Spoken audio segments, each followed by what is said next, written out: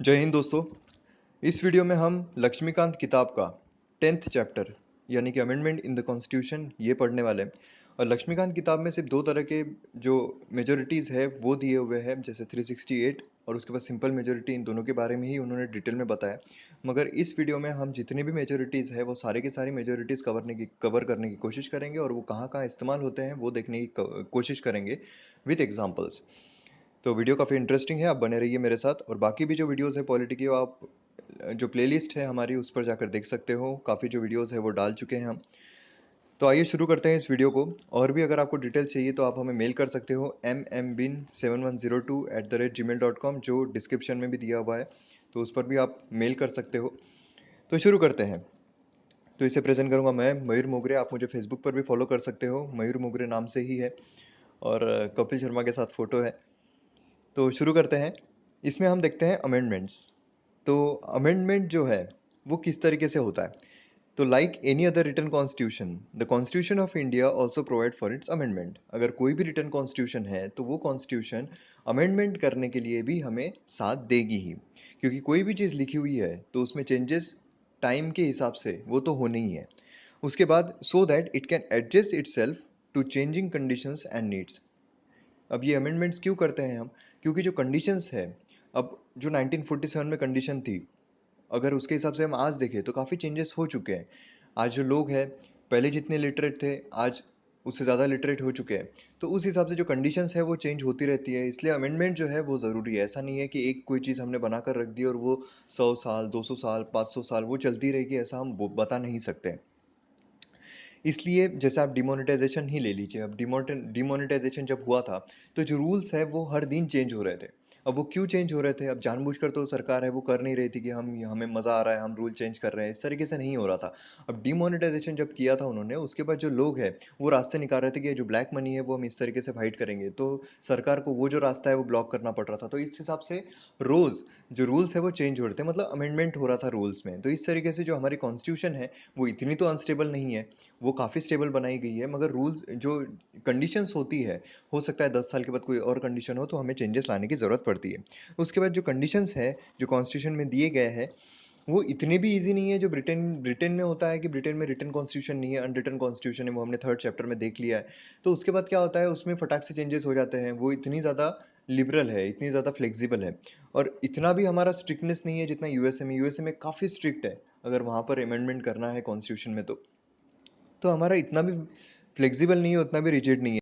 तो जैसा कि आप यहाँ पर देख सकते हो, हमारा इतना भी रिजिड नहीं है कॉन्स्टिट्यूशन, और हमारा इतना भी ज़्यादा फ्लेक्सिबल नहीं है। मतलब हमारा है इन दोनों के बीच का। मतलब कि हमारा एकदम इजीली भी चेंजेस नहीं हो जाते हैं और हमारे इतना भी हार्ड नहीं है कि हमारे चेंजेस हो ही ना। तो हमारा इस तरीके का कॉन्स्टिट्यूशन है। उसके बाद है कि पार्लियामेंट जो है वो चेंजेस तो ला सकती है, अमेंड तो कर सकती है हमारी कॉन्स्टिट्यूशन को, लेकिन हमारा जो बेसिक स्ट्रक्चर है उसे वो चेंज नहीं कर सकते। बेसिक स्ट्रक्चर क्या है इसके बारे में डिटेल जो हम नेक्स्ट चैप्टर जो है 11th चैप्टर लक्ष्मीकांत का, उसमें बेसिक स्ट्रक्चर जो है पूरा डिटेल में दिया हुआ है, तो वो हम कवर करने की वहाँ पर कोशिश करेंगे। तो इस तरीके से जो अमेंडमेंट है उसके बारे में हमने थोड़ा जान लिया है यहाँ पर। उसके बाद हम यहाँ पर देखने की कोशिश करते हैं प्रोसीजर जो है अमेंड करने की कॉन्स्टिट्यूशन, वो मोस्ट प्रोबेबली आर्टिकल 368 में दी हुई है। अब 368 में अगर हमें अमेंडमेंट करना है, अगर उसमें चेंजेस लाने हैं हमारे कॉन्स्टिट्यूशन में, तो उसकी क्या क्राइटेरियाज है वो हम यहाँ पर जानने की कोशिश करते हैं। उसके बाद हम फटाक से जो मेजोरिटीज़ है उसमें चले जाएंगे और फिर हम डिटेल में एग्जाम्पल्स के थ्रू वो देखने की कोशिश करेंगे। तो इसमें अमेंडमेंट अगर हमें करना है तो हमें क्या करना है? अमेंडमेंट जो है वो इनिशिएट हो सकता है आइदर ऑफ द हाउस, मतलब हम लोकसभा में भी इनिशिएट कर सकते हैं, राज्यसभा में इनिशिएट कर सकते हैं।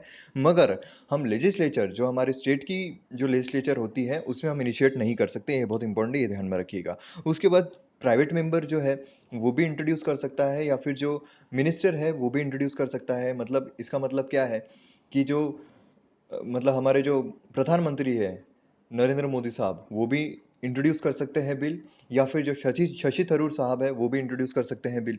प्राइवेट मेंबर और जो मिनिस्टर है दोनों इनिशिएट कर सकते हैं। उसके बाद बिल जो है वो दोनों हाउस में पास होना चाहिए। अब वो किस तरीके से पास होना चाहिए? तो special majority, majority of total membership of the house and majority of 2/3 present and voting. अब ये जो है हम डिटेल में देखने वाले हैं आगे, तो आप प्लीज़ पेशेंस रखिए। हम आगे डिटेल में एग्जाम्पल थ्रू ये जो स्पेशल मेजोरिटी है वो क्या है हम डिटेल में देखने वाले हैं।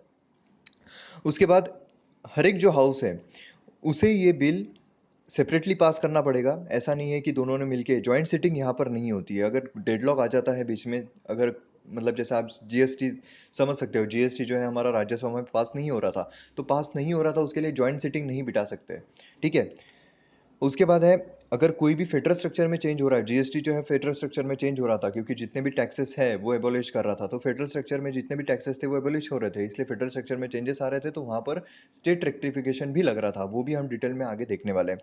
उसके बाद है, after this bill is presented to the president of India, अगर यहाँ पर दोनों हाउसेस में से अगर वो पास हो जाता है बिल, वो फिर प्रेसिडेंट के पास जाता है उनकी असेंट के लिए, अगर वो कर देते हैं, वो उस पर साइन कर देते हैं, उन्हें करना ही पड़ता है, वहाँ पर कोई वीटो पावर इस्तेमाल नहीं कर सकते, उन्हें करना ही पड़ता है, उसके बाद वो लॉ बन जाता है, ठीक है।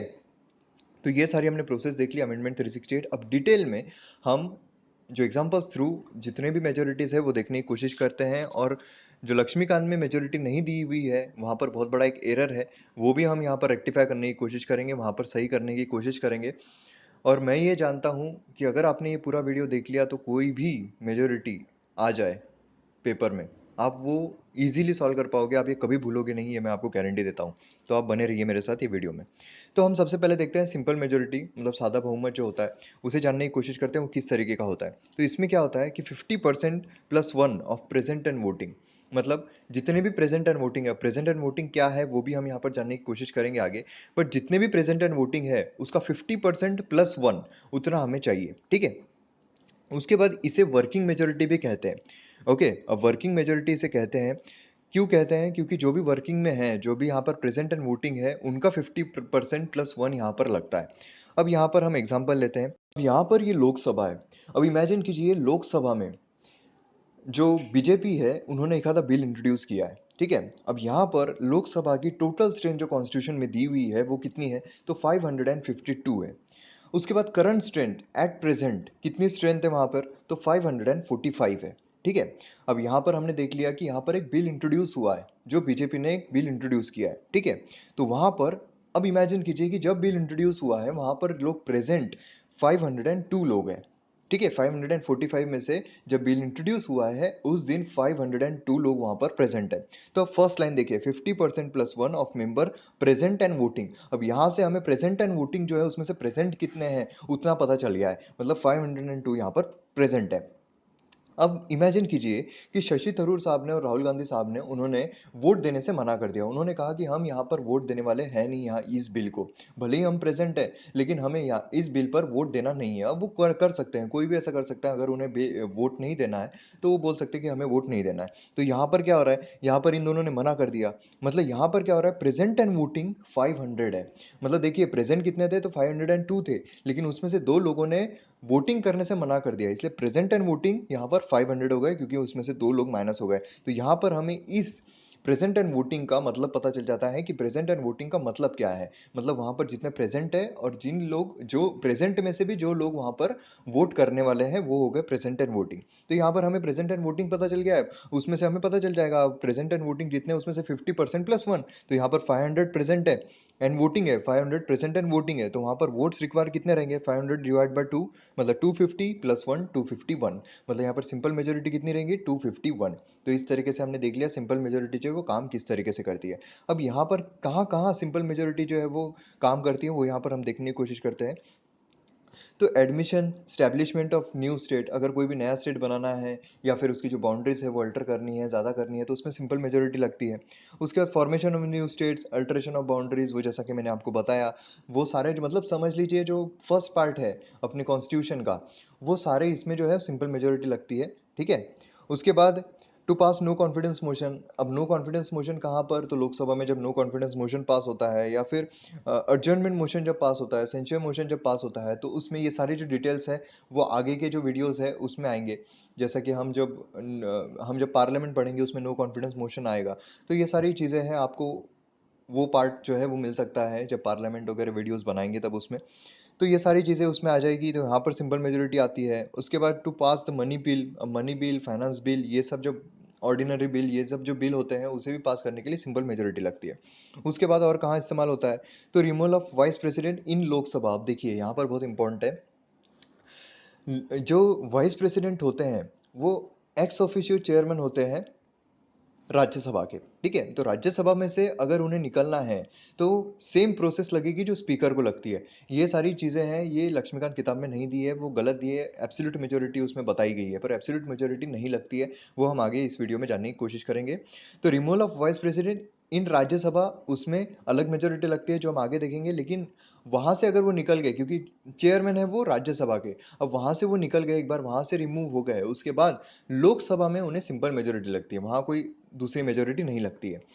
उसके बाद वोट ऑफ थैंक्स, जब प्रेसिडेंट जो होते हैं, प्रेसिडेंट या गवर्नर, वो वोट ऑफ थैंक्स देते हैं राज्यसभा में, लोकसभा में, तो वोट ऑफ थैंक्स भी क्लियर करने के लिए सिंपल मेजॉरिटी लगती है। उसके बाद राज्यसभा जो है, कोई भी रिजोल्यूशन अगर पास करता है, उसे अप्रूव करने के लिए भी सिंपल मेजॉरिटी लगती है। उसके बाद फाइनेंशियल इमरजेंसी अगर लगानी है, तो सिंपल मेजॉरिटी लगती है, मगर अगर नेशनल इमरजेंसी जो है वो रिवोक करना है, मतलब वो निकालना है, एक बार नेशनल इमरजेंसी लग गई, उसके लिए स्पेशल मेजॉरिटी लगती है लगाने के लिए, लेकिन अगर वो निकालना है हमें नेशनल इमरजेंसी, तो वहाँ पर सिंपल मेजॉरिटी लगती है। ठीक है, तो ये हमने देख लिया कहाँ कहाँ सिंपल मेजॉरिटी लगती है। उसके बाद हम देखते हैं दूसरा एब्सोल्यूट मेजॉरिटी, जो कि लक्ष्मीकांत किताब में एब्सोल्यूट मेजॉरिटी का ही हर जगह जो है वो जिक्र किया गया है। मतलब अगर आपको वाइस प्रेसिडेंट को निकालना है, तो भी अब वहाँ पर एब्सोल्यूट मेजॉरिटी बताई गई है। अगर इनडायरेक्टली हमने देखा, तो अगर स्पीकर के भी जो रिमूवल के लिए वहाँ पर एब्सोल्यूट मेजॉरिटी बताई गई है फिफ्थ एडिक्शन में। ठीक है, तो वहाँ पर वो गलत है। एब्सोल्यूट मेजॉरिटी जो है ये सिर्फ कहाँ यूज़ होती है हम देखते हैं यहाँ पर। तो ये क्या होता है एब्सोल्यूट मेजॉरिटी, मतलब it is the majority of more than 50% of total strength of the house. अब टोटल स्ट्रेंथ जितनी होगी हाउस की, उसका 50% लगेगा यहाँ पर, वो होता है एब्सोल्यूट मेजॉरिटी। अब यहाँ पर हम इमेजिन करके देखते हैं, हम एग्जांपल थ्रू समझते हैं। अब समझो यहाँ पर हमने अब लोकसभा देख लिया है, तो हम यहाँ पर इमेजिन करते हैं लोकसभा के ही बारे में। तो अब स्ट्रेंथ कितनी है लोकसभा की, हमने पिछले इसमें ही देखा था, लोकसभा की स्ट्रेंथ कितनी है, 552 है। अब उसकी करंट स्ट्रेंथ कितनी है, एट प्रेजेंट स्ट्रेंथ कितनी है, तो 545 है, वो हमने लास्ट स्लाइड में देख लिया है, इसलिए हमें ये जो एग्जांपल है वो देखने के लिए इजी जाएगा। अब यहाँ पर एब्सोल्यूट मेजोरिटी कितनी रहेगी, तो एब्सोल्यूट मेजोरिटी रहेगी टोटल स्ट्रेंथ, ये देखिए आप स्टार्टिंग में दिया है मेजोरिटी ऑफ 50% से ज़्यादा total strength of the house. Total strength हमें पता है 545 है, तो 545 डिवाइड बाय 2, मतलब 272 पॉइंट समथिंग आता है, 273, क्योंकि थोड़ा ज़्यादा चाहिए उस पर। ठीक है, मोर देन 50%, तो 273 यहाँ पर हो गया एब्सोल्यूट मेजोरिटी। अब एब्सोल्यूट मेजोरिटी कहाँ पर काम आता है, तो इलेक्शंस ऑफ अ पार्टी, मतलब जो भी पार्टी इलेक्शन लड़ती है, उसे अपना जो मेजोरिटी है वो अगर प्रूव करना है, तो वहाँ पर सिर्फ एब्सोल्यूट मेजोरिटी लगती है, कि वह हमारा जो है, हमारा एब्सोल्यूट मेजोरिटी हो गया है, हमारी मेजोरिटी है, तो हमारी सरकार बन सकती है। जैसा कि हम देखते हैं मेजोरिटी प्रूव करना होता है, गोवा में भी मेजोरिटी प्रूव करनी पड़ी थी। तो उस तरीके से मेजोरिटी जहाँ प्रूव हो जाती है, वो मतलब होता है एब्सोल्यूट मेजोरिटी। वो जब प्रूव हो जाती है, तो वहाँ पर सरकार बन जाती है। अब यहाँ पर हमें देखने लायक ये बात है, जब हमें अगर डिस्टिंग्विश करना है कि लक्ष्मीकांत किताब में किस तरीके से गलत दिया है, तो हम अगर हमें डिस्टिंग्विश करना है, तो हमें ये लाइन जो है वो याद रखनी पड़ेगी। ये मैंने कॉन्स्टिट्यूशन से ली हुई है। कॉन्स्टिट्यूशन में ऐसा दिया है कि majority of all the member of the houses, अगर एब्सोल्यूट मेजोरिटी कहीं बतानी है, तो वहाँ है कि majority of all the member of the houses, ये बात ध्यान में रखिए आप। ठीक है, ये होता है एब्सोल्यूट मेजोरिटी, मतलब majority of all the members of the house. ठीक है, तो अब हम आगे देखते हैं। एब्सोल्यूट मेजोरिटी हमने देख लिया कहाँ इस्तेमाल होती है, अब देखते हैं हम इफेक्टिव मेजोरिटी। अब इफेक्टिव मेजोरिटी जो है, ये Indian polity fifth edition Laxmikanth किताब में कहीं भी दिया हुआ नहीं है, जबकि इफेक्टिव मेजोरिटी ये जो है, ये बहुत सारी जगह पे इस्तेमाल होती है। वो कहाँ कहाँ होती है हम देखने की कोशिश करेंगे, मगर यही बहुत सारी जगहों पर इस्तेमाल होती है। ठीक है, तो इफेक्टिव मेजोरिटी हम यहाँ पर देखने की कोशिश करते हैं। इफेक्टिव मेजोरिटी क्या है, effective majority is more than 50% of effective strength of the house. अब देखिए, एब्सोल्यूट मेजोरिटी क्या था, absolute majority more than 50% of total strength of the house, बराबर है। अगर यहाँ पर देखिए लास्ट लाइन जो है आपको याद रखनी है, यहाँ पर लास्ट लाइन देखिए, majority of all the member of the house. ठीक है, अब इफेक्टिव मेजोरिटी में क्या दिया हुआ है, 50% से ज़्यादा of effective strength of the house. ठीक है, अब इफेक्टिव स्ट्रेंथ क्या है वो हम यहाँ पर जानने की कोशिश करते हैं। तो यहाँ पर अब हम लोकसभा हमने दो इसमें देख लिया, अब हम यहाँ पर राज्यसभा देखने की कोशिश करते हैं। ठीक है, अब यहाँ पर हम राज्यसभा का एग्जाम्पल लेते हैं। राज्यसभा में टोटल स्ट्रेंथ कितनी है, तो 245 एट प्रेजेंट, इतनी स्ट्रेंथ है वहाँ पर 245 की। ठीक है, प्रेजेंट स्ट्रेंथ है। उसमें से इमेजिन कीजिए कि वैकेंसीज जो है वो 15 है। ठीक है, अब वैकेंसी 15 हो गई। अब देखिए यहाँ पर वैकेंसी और अब्सेंटी, इन दोनों में काफ़ी फ़र्क है। अब्सेंटी क्या होता है, अब सपोज़ इमेजिन कीजिए कि हमारे जो वाइस प्रेसिडेंट है वो चेयरमैन है, ठीक है, राज्यसभा के। अब सेशन वहाँ पर शुरू हो रहा है, लेकिन जो हमारे वाइस प्रेसिडेंट है, उनकी अगर तबीयत ख़राब है किसी वजह से, अगर उनकी तबीयत ख़राब है, तो वो absentee लेंगे, ठीक है, मतलब वो वहाँ पर प्रेजेंट नहीं रहेंगे, तो वो हो गई absentee। लेकिन अगर उन्होंने रेसिग्नेशन दे दिया, हमारे अगर वाइस प्रेसिडेंट ने रेसिग्नेशन दे दिया, तो वो हो गई वैकेंसी, ठीक है। तो आपको absentee और वैकेंसी में फ़र्क पता चल गया है क्या है। मतलब यहाँ पर वो मत लीजिएगा जो हमने सिंपल मेजोरिटी में लिया था कि प्रेजेंट एंड वोटिंग, वो यहाँ पर नहीं है। वैकेंसी मतलब क्या होता है कि रेसिग्नेशन देके या फिर वो जो सीट्स है वो खाली हो चुकी है किसी ना किसी वजह से। तो यहाँ पर वैकेंसी समझो 15 है, ठीक है। यहाँ पर ऐसा नहीं कि absentee, मैंने आपको फर्क बताया। वैकेंसी यहाँ पर 15 है, तो यहाँ पर इफेक्टिव स्ट्रेंथ अब क्या हो गई, 245 माइनस 15 मतलब 230। इतनी ये इफेक्टिव स्ट्रेंथ जो है वो हो चुकी है। मतलब इफेक्टिव स्ट्रेंथ मतलब क्या होता है, जितनी टोटल स्ट्रेंथ है एट प्रेजेंट माइनस जितनी वैकेंसीज है वो हो जाती है इफेक्टिव स्ट्रेंथ। तो यहाँ पर इफेक्टिव मेजोरिटी कितनी रहेगी, more than 50% of effective strength. अब हमें इफेक्टिव स्ट्रेंथ अगर पता चल गया है तो हमें ईजी है निकालना। जो इफेक्टिव मेजोरिटी है 116 हो जाती है यहाँ पर, ठीक है। अब यहाँ पर देखिए टोटल जो हमें एब्सोल्यूट मेजोरिटी थी उसमें क्या दिया था, majority of all the member of the houses, ये हमारा एब्सोल्यूट मेजोरिटी का सेंटेंस था। अब यहाँ पर इफेक्टिव मेजोरिटी में जो कॉन्स्टिट्यूशन में दिया हुआ है उसमें सिर्फ एक वर्ड का फर्क है। एक वर्ड यहाँ पर एक्स्ट्रा ऐड किया गया है इफेक्टिव मेजोरिटी में, वो क्या है, तो वो है देन। मतलब यहाँ पर इफेक्टिव मेजोरिटी और एब्सोल्यूट मेजोरिटी में फर्क सिर्फ देन का है। मतलब एब्सोल्यूट मेजोरिटी में ये है कि majority of all the member of the houses, and effective majority में है majority of all the then member of the houses, ठीक है। तो ये हमें इफेक्टिव मेजोरिटी क्या है ये पता चल गया। अब हम देखते हैं इफेक्टिव मेजोरिटी कहाँ कहाँ इस्तेमाल होता है। तो मतलब याद रखना काफ़ी आसान है। देखिए जो भी स्पीकर या फिर चेयरमैन इनकी पोस्ट है, और डिप्यूटी स्पीकर डिप्यूटी चेयरमैन इनकी जो पोस्ट है ये इफेक्टिव मेजोरिटी से निकलता है। अब उसमें वाइस प्रेसिडेंट आते हैं क्योंकि चेयरमैन जो होते हैं राज्यसभा के वाइस प्रेसिडेंट होते हैं। तो removal of vice president in Rajya Sabha, क्योंकि लोकसभा में हमें पता है सिंपल मेजोरिटी लगती है, हमने देखा था। तो राज्यसभा में से अगर उन्हें रिमूव करना है तो इफेक्टिव मेजोरिटी लगती है डिप्यूटी चेयरमैन ऑफ राज्यसभा, ठीक है। मतलब याद रखना कैसे है आपको, चेयरमैन डिप्यूटी चेयरमैन, उसके बाद speaker of Lok Sabha and deputy speaker of Lok Sabha, बस इस तरीके से याद रखना है, ये इफेक्टिव मेजोरिटी से निकलते हैं, ठीक है। अब ये जो है ये सारी चीज़ें स्टेट में भी लागू होती है। स्टेट में भी जो chairman vice chairman speaker deputy speaker जो लेजिस्लेचर में और काउंसिल में होते हैं वो भी इसी तरीके से इफेक्टिव मेजोरिटी से निकलते हैं, ठीक है।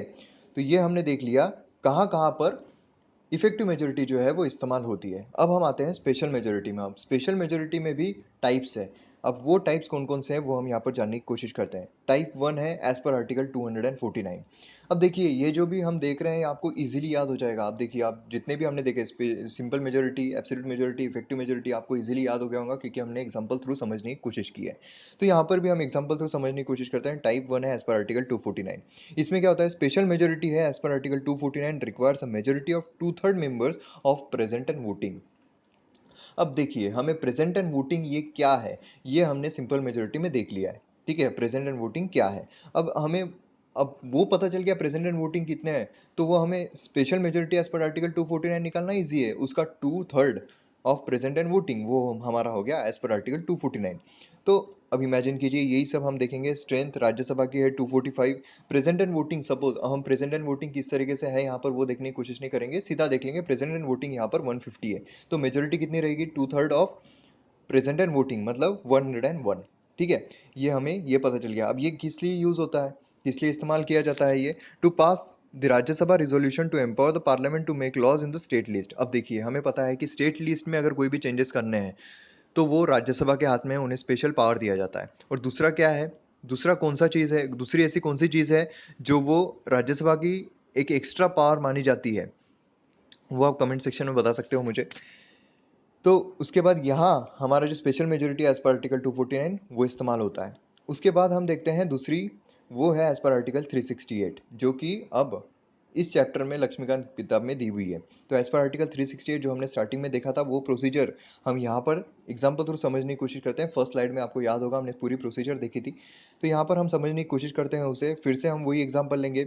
स्ट्रेंथ कितनी है राज्यसभा की, 245 है, ठीक है। उसके बाद एब्सोल्यूट मेजोरिटी, सबसे पहले हमें एब्सोल्यूट मेजोरिटी निकालनी है। एब्सोल्यूट मेजोरिटी कितनी होती है, total strength more than 50% of total strength, total strength 245। तो एब्सोल्यूट मेजोरिटी कितनी हो गई उसकी, 50% प्लस 1 मतलब 123, ठीक है। इतना सपोर्ट चाहिए, अगर कोई भी बिल इंट्रोड्यूस होता है तो इतना उन्हें सपोर्ट मिल गया, ठीक है, 123 लोगों ने बोला हाँ, हाँ, ठीक है, हमें ये बिल जो है ये पसंद आ रहा है, हम यहाँ पे इंट्रोड्यूस कर सकते हैं, हमने यहाँ पर इंट्रोड्यूस कर दिया है। उसके बाद क्या होता है, उसके बाद वो जब रीडिंग्स होती है बिल की, वो सारी चीज़ें होती है, उसके बाद 2/3 ऑफ प्रेजेंट एंड वोटिंग यहाँ पर चाहिए होता है। मतलब बिल को पास करने के लिए, ठीक है, बिल इंट्रोड्यूस करने के लिए सपोर्ट एब्सोल्यूट मेजोरिटी का चाहिए होता है, और जब बिल पास करना होता है तो उसमें 2/3 ऑफ प्रेजेंट एंड वोटिंग चाहिए होता है। प्रेजेंट एंड वोटिंग हमें पता है उसका 2/3 चाहिए होता है। ठीक है, तो ये हमने देख लिया special majority as per article 368। ठीक है, अब वो कहाँ कहाँ पर इस्तेमाल होता है वो यहाँ पर जानने की कोशिश करते हैं। कॉन्स्टिट्यूशन में कोई भी अमेंडमेंट करना है, ठीक है, अगर वो हार्म नहीं कर रहा है फेडरल स्ट्रक्चर को, अगर वो हार्म कर रहा है तो हम आगे देखेंगे उसके लिए कौन सी मेजोरिटी लगती है, मगर अगर हार्म नहीं कर रहा है तो वहाँ पर ये जो है 368 वो लगता है। फिर removal of supreme court high court जजेस, उसके लिए भी हमें ये लगता है, और अप्रूवल ऑफ नेशनल इमरजेंसी। अब आपको याद होगा कि हमें सिंपल मेजोरिटी लगी थी रिवोक करने के लिए, मतलब निकालने के लिए नेशनल इमरजेंसी, लेकिन यहाँ पर लगाना है अगर नेशनल इमरजेंसी हमें, तो यहाँ पर स्पेशल मेजोरिटी लगती है। ठीक है, तो ये हो गया हमारा आर्टिकल 368 के हिसाब से। अब दूसरा एक है टाइप 3, उसमें है as per article 368 plus state rectification. State rectification क्यों लगता है, अगर वो फेडरल स्ट्रक्चर को हार्म कर रहा है तो, जैसा कि जीएसटी। तो अब यहाँ पर हम ये जानने की कोशिश करते हैं, ये पढ़ने की जरूरत नहीं है। तो जितना भी special majority as per article 368 है plus half of state rectification यहाँ पर लगता है। तो यहाँ पर फिर से हम वही लेंगे पूरा का पूरा, कि एब्सोल्यूट मेजोरिटी ऑफ 123 हो गया, बराबर है, सपोर्ट मतलब बीसी बिल इंट्रोड्यूस हो गया वहां पर। फिर उसके बाद पास करने के लिए 2/3 ऑफ प्रेजेंट एंड वोटिंग, अगर उतना भी मिल गया तो बिल वो जो है पास हो गया। उसके बाद बिल पास होने के बाद भी जीएसटी लोकसभा राज्यसभा में पास हो चुका है, उसके बाद भी वो लॉ नहीं बनेगा। क्यों? क्योंकि हाफ ऑफ स्टेट रेक्टिफिकेशन लगेगा, क्योंकि वो फेडरल स्ट्रक्चर को हार्म कर रहा है। फेडरल में जितने भी टैक्सेस थे उसे एबोलिश करके वो फेडरल स्ट्रक्चर में बिठाने की कोशिश कर रहे हैं। फेडरल स्ट्रक्चर मतलब जो भी स्टेट्स है वो, तो वहां पर उनका भी 50% ऑफ स्टेट रेक्टिफिकेशन लगेगा, मतलब जितने भी स्टेट है उनका 50% यहाँ पर स्टेट रेक्टिफिकेशन लगता है। अब हमें जीता जागता एग्जाम्पल है गुड्स एंड सर्विस टैक्स, उसमें हमें स्टेट रेक्टिफिकेशन जो है वो लगा था। अब वो भी आप ध्यान में रखिए, पहला स्टेट कौन सा था जिसने, जो स्टेट रेक्टिफिकेशन में जो पहला स्टेट कौन सा था जिसने जीएसटी का जो है ये पास किया था, वो आप याद रखिए। अगर आप चाहे तो कमेंट सेक्शन में लिख सकते हैं ताकि दूसरों को भी हेल्प हो जाए।